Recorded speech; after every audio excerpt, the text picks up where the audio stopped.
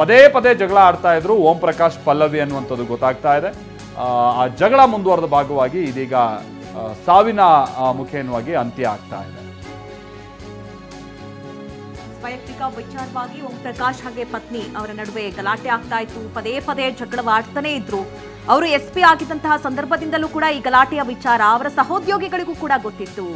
ಕೆಲ ದಿನಗಳ ಹಿಂದೆಯೂ ಕೂಡ ಅವರು ಜಗಳ ಆಡಿದ್ರು ಅನ್ನುವಂತಹ ಮಾಹಿತಿ, ಅವರಿಗೆ ಇಬ್ರು ಮಕ್ಕಳಿದ್ದಾರೆ ಅನ್ನುವಂತಹ ಮಾಹಿತಿ ಕೂಡ ಸಿಗ್ತಾ ಇದೆ. ಗಂಡು ಮತ್ತೆ ಒಬ್ಬ ಹೆಣ್ಣು ಇಬ್ರು ಕೂಡ ಆ ಪ್ರಾಪರ್ಟಿ ವಿಚಾರದಲ್ಲೂ ಕೂಡ ಅವರಿಗೆ ಗಲಾಟೆ ಆಗಿತ್ತು ಅನ್ನುವಂಥದ್ದು. ಶಿವು ನಮ್ಮ ಜೊತೆಗೆ ಸಂಪರ್ಕದಲ್ಲಿದ್ದಾರೆ. ಮಧುನಾಗರಾಜ್, ಶಿವು ನಮ್ಮ ಪ್ರತಿನಿಧಿ ಶಿವಪ್ರಸಾದ್ ಅವ್ರ ಮನೆ ಹತ್ರದಿಂದಾನೇ ಜಾಯಿನ್ ಆಗ್ತಾ ಇದ್ದಾರೆ. ಶಿವು, ಸ್ಪಾಟ್ ಅಲ್ಲಿ ಏನಾಗ್ತಾ ಇದೆ ಶಿವು? ನಾವು ಕೇಳ್ಪಟ್ವಿ ಅವರ ಪತ್ನಿ ಹಾಗೆ ಮಗಳು ಡೋರ್ ತೆಗಿತಾ ಇಲ್ಲ ಮನೆಯದ್ದು ಅನ್ನುವಂಥ ರೀತಿಯಾಗೆಲ್ಲ. ಏನಾಗ್ತಾ ಇದೆ ವಿಚಾರ? ಮಲ್ತೇಶ್, ಸದ್ಯ DGIGP ನಿವೃತ್ತ DGIGP ಅವರ ಮನೆ ಮುಂಭಾಗದಲ್ಲಿ ನಾವಿದ್ದೇವೆ. ನೀವು ಈಗಾಗಲೇ ಗಮನಿಸಬಹುದಾಗಿದೆ, ಈಗ ಓಂ ಪ್ರಕಾಶ್ ಅವರ ಮನೆ ಮುಂಭಾಗದಲ್ಲಿ ಈಗಾಗಲೇ ಪೊಲೀಸರು ಕೂಡ ಬಿಟ್ಟಿರ್ತಕ್ಕಂಥದ್ದು.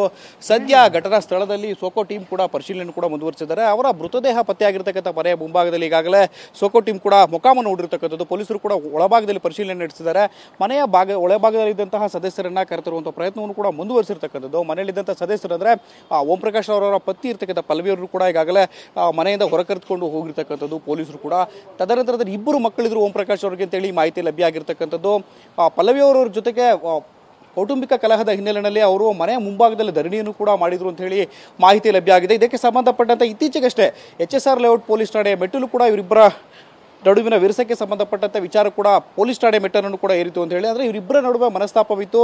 ಇದೇ ವಿಚಾರಕ್ಕೆ ಸಂಬಂಧಪಟ್ಟಂತೆ ದಂಪತಿ ನಡುವೆ ಆಗಾಗ ಇದೇ ವಿಚಾರಕ್ಕೆ ಸಂಬಂಧಪಟ್ಟಂತೆ ಜಗಳ ಕೂಡ ನಡೀತಿತ್ತು ಅಂತೇಳಿ ಮಾಹಿತಿ ಲಭ್ಯ ಆಗಿರ್ತಕ್ಕಂಥದ್ದು. ಈ ನೆಲೆಯಲ್ಲಿ ಈಗಾಗಲೇ ಓಂ ಪ್ರಕಾಶ್ ಅವರ ಮೃತದೇಹ ಮನೆಯಲ್ಲಿ ರಕ್ತದ ಮಡುವಿನಲ್ಲಿ ಸಿಕ್ಕಿರ್ತಕ್ಕಂಥದ್ದು. ಏನಾಗಿದೆ ಘಟನೆ ಅನ್ನೋದ್ರ ಬಗ್ಗೆ ಇನ್ನಷ್ಟೇ ಪೊಲೀಸರು ಮಾಹಿತಿಯನ್ನು ನೀಡಬೇಕಾಗಿದೆ ಮಾಲ್ತೇಶ್. ಸದ್ಯದ ಮಟ್ಟಿಗೆ TV9ಗೆ ಲಭ್ಯ ಆಗಿರ್ತಕ್ಕಂಥ ಮಾಹಿತಿಯ ಮೂಲಗಳ ಪ್ರಕಾರ ಕೊಲೆಯಾಗಿದೆ ಅನ್ನೋ ಮಾಹಿತಿ ಲಭ್ಯ ಆಗ್ತಿರ್ತಕ್ಕಂಥದ್ದು ಮಾಲ್ತೇಶ್. ಶಿವು, ಈಗ ಸದ್ಯ ಅವರ ಪತ್ನಿ ಮತ್ತೆ ಮಗಳನ್ನ ಪೊಲೀಸರು ವಶಕ್ಕೆ ಪಡೆದಿದ್ದಾರೆ. ಸದ್ಯ ಏನ್ ಡೀಟೇಲ್ಸ್ ಸಿಗ್ತಾ ಇದೆ ಶಿವು? ಮಧುನಾಗರಾಜ್, TV9ಗೆ ಲಭ್ಯವಾಗಿರ್ತಕ್ಕಂಥ ಪೊಲೀಸ್ ಮೂಲಗಳ ಮಾಹಿತಿಯ ಪ್ರಕಾರ ಈಗಾಗಲೇ ಅವರ ಮನೆಯ ಒಳಭಾಗದಲ್ಲಿದ್ದಂತಹ ಪತ್ನಿ ಪಲ್ಲವಿ ಏನಿದ್ದಾರೆ, ಪಲ್ಲವಿ ಓಂ ಪ್ರಕಾಶ್ ಅವರನ್ನ ಪೊಲೀಸರು ಕೂಡ ತಮ್ಮ ವಶಕ್ಕೆ ಕೈಗೊಂಡಿರ್ತಕ್ಕಂಥದ್ದು. ತದನಂತರದಲ್ಲಿ ಅವರನ್ನ ಪ್ರಾಥಮಿಕ ವಿಚಾರಣೆಗೆ ಒಳಪಡಿಸುವಂಥ ಸಾಧ್ಯತೆಗಳಿದೆ. ಮನೆಯ ಒಳಭಾಗದಲ್ಲಿ ಹಾಲ್ನಲ್ಲಿ ಅವರ ಒಂದು ಮೃತದೇಹ ಪತ್ತೆಯಾಗಿದೆ ಅಂತ ಹೇಳಿ ಲಭ್ಯ ಆಗಿರ್ತಕ್ಕಂಥದ್ದು ಮಾಹಿತಿ. ಈ ನಿಟ್ಟಿನಲ್ಲಿ ಈ ಘಟನೆಗೆ ಸಂಬಂಧಪಟ್ಟಂತೆ ಅವರಿಂದ ಒಂದಷ್ಟು ಪ್ರಾಥಮಿಕ ಮಾಹಿತಿಯನ್ನು ಕೂಡ ಕಲೆ ಆಗ್ತಿರ್ತಕ್ಕಂಥದ್ದು. ಅವರನ್ನ ಈಗಾಗಲೇ ಪೊಲೀಸರು ಕೂಡ HSR ಲೇಔಟ್ ಪೊಲೀಸರು ಮನೆಯಿಂದ ಹೊರಗೆದುಕೊಂಡು ಹೋಗಿರ್ತಕ್ಕಂಥದ್ದು ಮಧುನಾಗರಾಜ್. ಓಕೆ ಶಿವು, ಅವ್ರ ಸಂಬಂಧಿಕರು ಯಾರಾದ್ರೂ ಇದ್ದಾರಾ ಹಾಸ್ಪಿಟಲ್ ಬಳಿ? ಯಾಕಂತಾದ್ರೆ ಇದೆಲ್ಲ ಏನು ಅವ್ರಿಗೇನು ಶಾಕಿಂಗ್ ವಿಚಾರ ಅಲ್ಲ. ಬಹುಶಃ ಈ ಮಟ್ಟಕ್ಕೆ ಹೋಗ್ಬೋದು ಅನ್ನುವಂಥ ರೀತಿಯಾಗಿ ನಿರೀಕ್ಷೆ ಕೂಡ ಇತ್ತು ಅಂತಲೇ ಹೇಳಲಾಗ್ತಾ ಇದೆ. 3 ದಿನದ ಹಿಂದೆ ಏನೋ ವಾಟ್ಸಪ್ ಗ್ರೂಪಲ್ಲಿ ಏನೋ ವಿಚಾರ ಎಲ್ಲ ಪ್ರಸ್ತಾಪಕ್ಕೆ ಬಂದಿತ್ತಂತೆ. ಈಗ ಮನೆ ಹತ್ರ ಯಾರಾದರೂ ಅವರ ಕುಟುಂಬದವರು ಮತ್ತೊಬ್ಬರು ಬಂದಿರೋದು ಇದೇನಾದ್ರು ಗಮನಕ್ಕೆ ಬರ್ತಾ ಇದೆಯಾ? ಅವ್ರ ಮಗ ಅವ್ರ ವಿಚಾರವಾಗಿನೂ ಏನೋ ಗಲಾಟೆ ಆಗ್ತಾ ಇತ್ತಂತೆ. ಇದೇನಾದ್ರು ಗೊತ್ತಾಗ್ತಾ ಇದೆಯಾ ಶಿವು? ಸದ್ಯದ ಮಟ್ಟಿಗೆ ಮಲ್ತೇಶ್, ನನ್ನ ಹಿಂಭಾಗದಲ್ಲಿ ಈಗಾಗಲೇ ಗಮನಿಸ್ತಾ ಇದ್ದಾರೆ ನಿವೃತ್ತ DGIGP ಓಂ ಪ್ರಕಾಶ್ ಅವರ ಮನೆಯ ಮುಂಭಾಗದಲ್ಲಿ ಸದ್ಯದ ಮಟ್ಟಿಗೆ ಪೊಲೀಸರು ಮಾತ್ರ ಇರ್ತಕ್ಕಂಥದ್ದು. HSR ಲೇಔಟ್ ಪೊಲೀಸರು ಕೂಡ ಬಿಟ್ಟಿರ್ತಕ್ಕಂಥದ್ದು. ಇಲ್ಲಿ ಇದುವರೆಗೂ ಕೂಡ ಯಾರೊಬ್ಬರು ಕೂಡ ಮನೆಯ ಬಳಿಗೆ ಅವರ ಸಂಬಂಧಿಕರು ಕೂಡ ಇನ್ನೂ ಕೂಡ ರೀಚ್ ಆಗಿಲ್ಲ. ಈಗಾಗಲೇ ಅವರ ಮೃತದೇಹವನ್ನು ಮರಣೋತ್ತರ ಪರೀಕ್ಷೆಗಾಗಿ ಸೆಂಟ್ ಜಾನ್ಸ್ ಆಸ್ಪತ್ರೆಗೆ ರವಾನೆಯನ್ನು ಮಾಡಿರ್ತಕ್ಕಂಥದ್ದು. ಸದ್ಯದ ಮಟ್ಟಿಗೆ ಸೋಕೋ ಟೀಮ್ ಇಲ್ಲಿ ಬಿಟ್ಟಿದೆ. ಇಡೀ ಮನೆಯನ್ನು ಪರಿಶೀಲನೆ ಮಾಡ್ತಿರ್ತಕ್ಕಂಥದ್ದು. ಪೊಲೀಸರು ಕೂಡ ಸದ್ಯದಲ್ಲಿ ಇದೇ ಒಂದು ಸ್ಥಳದಲ್ಲಿ ಮೊಕ್ಕಾಮನ್ನು ಹೂಡಿದ್ದಾರೆ. ಪರಿಶೀಲನೆ ಕೂಡ ಮುಂದುವರಿಸಿದ್ದಾರೆ. ಯಾವ ಕಾರಣದ ಹಿನ್ನೆಲೆಯಲ್ಲಿ ಘಟನೆ ನಡೆದಿರಬಹುದು ಅನ್ನೋದ್ರ ಬಗ್ಗೆ ಕೂಡ ಈಗಾಗಲೇ ಪೊಲೀಸರು ಹಲವು ಆಯಾಮಗಳಲ್ಲಿ ತನಿಖೆಯನ್ನು ಕೂಡ ಚುರುಕುಗೊಳಿಸಿರ್ತಕ್ಕಂಥದ್ದು.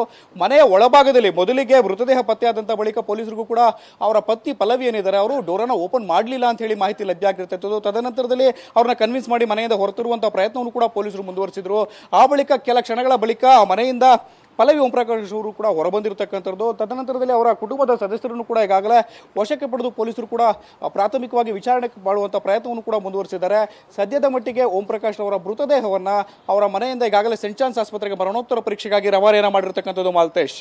ಓಕೆ ಶಿವು, ಅಂದ್ರೆ ಈ ಗಲಾಟೆ ವಿಚಾರ ಇದೇನು ಬಹಳ ಹೊಸ್ತಲ್ಲ. ಇದು ಬಹಳ ದಿನಗಳಿಂದನೂ ಹೀಗೆ ಗಲಾಟೆ ಆಗ್ತಾ ಇತ್ತು ಅನ್ನೋದೆಲ್ಲ ನಾವು ಕೇಳ್ಪಡ್ತಾ ಇದ್ದೀವಿ. ಅಲ್ಲಿ ಮನೆ ಹತ್ರ ಯಾರಾದರೂ ಅಕ್ಕಪಕ್ಕದವ್ರು ಬಂದಿರೋದು, ಇದಕ್ಕೆ ಸಂಬಂಧಪಟ್ಟ ಹಾಗಿನ ಮಾಹಿತಿ ಏನಾದರೂ ಯಾವ ರೀತಿಯಾಗಿ ಆಗ್ತಾ ಇತ್ತು ಗೊಂದಲ ಗಲಾಟೆ ಅನ್ನುವಂಥದ್ದು ಒಂದು. ಎರಡನೇ ನಿಖರವಾದಂಥ ಇನ್ನಿತರ ಕಾರಣಗಳೇನಾದ್ರು ಗೊತ್ತಾಗ್ತಾ ಇದೆಯಾ ಶಿವು? ಯಾಕಂತಾದರೆ ಫ್ಯಾಮಿಲಿ ಡಿಸ್ಪ್ಯೂಟು ಇದು ಹೌದು, ಇದೇನು 15-20 ವರ್ಷದ ಅನ್ನುವಂಥದ್ದು ಗೊತ್ತಾಗ್ತಾ ಇದೆ. ಬಟ್ ಅದನ್ನು ಮೀರಿ ಈಗ ಕೊಲೆ ತನಕ ಹೋಗಿದೆ ಅಂದರೆ ತೀರಾ ಮೊನ್ನೆ ಈ ಮಗನ ವಿಚಾರವಾಗಿಯೂ ಏನೋ ಭಾಳ ಗೊಂದಲ ಆಗಿತ್ತು ಅನ್ನೋದನ್ನೆಲ್ಲ ಕೇಳ್ಪಡ್ತಾ ಇದ್ವಿ. ಅದೇನಾದ್ರು ಗೊತ್ತಾಗ್ತಾ ಇದೆಯಾ ಡೀಟೇಲ್ಸ್ ಶಿವು? ಮಾಲ್ತೇಶ್, ಸದ್ಯದ ಮಟ್ಟಿಗೆ ಲಭ್ಯ ಆಗಿರತಕ್ಕಂಥ ಮಾಹಿತಿಯ ಪ್ರಕಾರ ಕೌಟುಂಬಿಕ ಕಲಹ ಇತ್ತು ಅವರಿಬ್ಬರ ನಡುವೆ ಅಂತೇಳಿ. ಪಲ್ಲವಿ ಓಂಪ್ರಕಾಶ್ ಹಾಗೂ ಓಂಪ್ರಕಾಶ್ ಅವರ ನಡುವೆ ಕೌಟುಂಬಿಕ ಕಲಹದ ವಿಚಾರಕ್ಕೆ ಸಂಬಂಧಪಟ್ಟಂತೆ ಇತ್ತೀಚೆಗಷ್ಟೇ HSR ಲೇಔಟ್ ಪೊಲೀಸ್ ಠಾಣೆ ಮೆಟ್ಟಲನ್ನು ಏರಿದ್ರು ಅಂತ ಹೇಳಿ ಮಾಹಿತಿ ಲಭ್ಯ ಇರುತ್ತೆ. ಆದರೆ ಅವರಿಬ್ಬರ ನಡುವಿನ ವಿರಸ ಈ ಒಂದು ಮಟ್ಟಕ್ಕೆ ಹೋಗಿ ಓಂಪ್ರಕಾಶ್ ಅವರ ಸಾವಿಗೂ ಕೂಡ ಕಾರಣವಾಗುತ್ತೆ ಅನ್ನೋದ್ರ ಬಗ್ಗೆ ಬಹುಶಃ ಯಾರೂ ಊಹಿಸಿರ್ಲಿಕ್ಕಿಲ್ಲ ಅಂತ ಹೇಳಿಸುತ್ತೆ. ಈಗಾಗಲೇ ಅವ್ರ ಸಂಬಂಧಿಕರು ಕೂಡ ಈ ವಿಚಾರವ ತಿಳಿದಿತ್ತು. ಆದಾಗ್ಯೂ ಕೂಡ ಅವರಿಬ್ಬರ ನಡುವಿನ ವಿರಸವನ್ನ ಯಾವ ರೀತಿಯಾಗಿ ಗಲಾಟೆ ಮಾಡ್ಕೊಳ್ತಿದ್ರು, ಯಾವ ವಿಚಾರಕ್ಕಾಗಿ ಗಲಾಟೆ ಮಾಡ್ಕೊಳ್ತಿದ್ರು ಅನ್ನೋದ್ರ ಬಗ್ಗೆ ಕೂಡ ಅವರ ಸಂಬಂಧಿಕರಿಗೆ ಮಾಹಿತಿ ಲಭ್ಯ ಆಗಿತ್ತು ಅಂತ ಹೇಳಿ. ಯಾಕಂದರೆ ಕಳೆದ ಕೆಲ ವರ್ಷಗಳಿಂದಲೂ ಕೂಡ ಅವರಿಬ್ಬರ ನಡುವೆ ಕೌಟುಂಬಿಕ ಕಲಹದ ವಿಚಾರಕ್ಕೆ ಸಂಬಂಧಪಟ್ಟಂತೆ ಆಗಾಗ ಜಗಳ ನಡೀತಿತ್ತು ಅಂತ ಹೇಳಿ ಮಾಹಿತಿ ಲಭ್ಯ ಆಗಿರ್ತಕ್ಕಂಥದ್ದು ಮಾಲ್ತೇಶ್. ಆದರೆ ಈ ಸದ್ಯದವರೆಗೂ ಕೂಡ ಇದುವರೆಗೂ ಕೂಡ ನೀವು ಗಮನಿಸ್ತಾ ಇದ್ದೀರಾ, ಈ ಒಂದು ಮನೆಯ ಬಳಿಗೆ ಯಾವ ಸಂಬಂಧಿಕರು ಕೂಡ ಸದ್ಯದವರೆಗೂ ಕೂಡ ಆಗಮಿಸಿಲ್ಲ. ಈಗಾಗಲೇ ಅವರ ಮೃತದೇಹವನ್ನು ಸೆಂಟ್ ಜಾನ್ಸ್ ಆಸ್ಪತ್ರೆಗೆ ರವಾನೆ ಮಾಡಿರ್ತಕ್ಕಂಥ ಹಿನ್ನೆಲೆಯಲ್ಲಿ ಅವರ ಮೃತದೇಹವನ್ನು ನೋಡೋದಕ್ಕೆ ಅಂತೇಳಿ ಈಗಾಗಲೇ ಸಂಬಂಧಿಕರು ಕೂಡ ಆಸ್ಪತ್ರೆ ಬಳಿಗೆ ತೆರಳುತ್ತಿದ್ದಾರೆ ಅಂತೇಳಿ ಮಾಹಿತಿ ಲಭ್ಯ ಆಗಿರ್ತಕ್ಕಂಥದ್ದು. ಸದ್ಯದ ಮಟ್ಟಿಗೆ ಸೋಕೋ ಟೀಮ್ ಸ್ಥಳದಲ್ಲಿ ಮೊಕ್ಕಾಮನ ಹೂಡಿದ್ದಾರೆ. ಇಡೀ ಮನೆಯನ್ನ ಕಂಟ್ರೋಲ್ಗೆ ತಗೊಂಡಿದ್ದಾರೆ. ಮನೆಯ ಒಳಭಾಗದಲ್ಲಿ ಈಗಾಗಲೇ ಹಿರಿಯ ಅಧಿಕಾರಿಗಳು ಕೂಡ ಪೊಲೀಸ್ ಅಧಿಕಾರಿಗಳು ಬಿಟ್ಟಿರ್ತಕ್ಕಂಥದ್ದು. ಘಟನೆಗೆ ಸಂಬಂಧಪಟ್ಟಂತೆ ಪ್ರಾಥಮಿಕ ಮಾಹಿತಿಯನ್ನು ಕೂಡ ಮನೆಯ ಸದಸ್ಯರಿಂದ ಕಲೆ ಹಾಕುವಂತ ಕೆಲಸವನ್ನ ಮಾಡ್ತಿರ್ತಕ್ಕಂಥದ್ದು. ಹೀಗಾಗಿ ಇಡೀ ಮನೆಯನ್ನ ಈಗಾಗಲೇ ಶೋಧನೆಗೆ ಒಳಪಡಿಸಿರ್ತಕ್ಕಂಥದ್ದು. ಮಾಲ್ತೇಶ್, ಒಟ್ಟಾರೆಯಾಗಿ ಘಟನೆಗೆ ಸಂಬಂಧಪಟ್ಟಂತೆ ಒಂದಷ್ಟು ಮಾಹಿತಿಗಳನ್ನ ಪ್ರಾಥಮಿಕವಾಗಿ ಮಾಹಿತಿ ಕಲೆ ಹಾಕುವ ಕೆಲಸವನ್ನ ಪೊಲೀಸರು ಮಾಡ್ತಕ್ಕಂಥದ್ದು. ಅಷ್ಟೇ ಅಲ್ಲದೆ ಘಟನೆ ನಡೆದಿರ್ತಕ್ಕಂಥ ಕ್ರೈಮ್ ಆಫ್ ಸೀನ್ ಏನಿದೆ ಇದನ್ನ ಇಡೀ ಪೊಲೀಸರು ಕಂಟ್ರೋಲ್ಗೆ ತೆಗೆದುಕೊಂಡಿರ್ತಕ್ಕಂಥದ್ದು. ಅಲ್ಲಿ ಲಭ್ಯ ಆಗಿರ್ತಕ್ಕಂಥ ವಸ್ತುಗಳು, ಸಾಕ್ಷ್ಯಗಳೆಲ್ಲವನ್ನೂ ಕೂಡ ಸಂಗ್ರಹದಲ್ಲಿ ತೊಡಗಿರ್ತಕ್ಕಂಥದ್ದು. ಮಾಲ್ತೇಶ್, ಈಗ ಪತ್ನಿ ಅಥವಾ ಮಗಳು ಯಾರ್ಯಾರು ಮನೇಲಿದ್ರು ಅವ್ರನ್ನೆಲ್ಲ ವಶಕ್ಕೆ ಪಡೆದು ಸ್ಟೇಷನ್ಗೆ ಕರ್ಕೊಂಡು ಹೋಗಿದಾರಂತ ಏನ್ ಕದೆ ಶಿವು?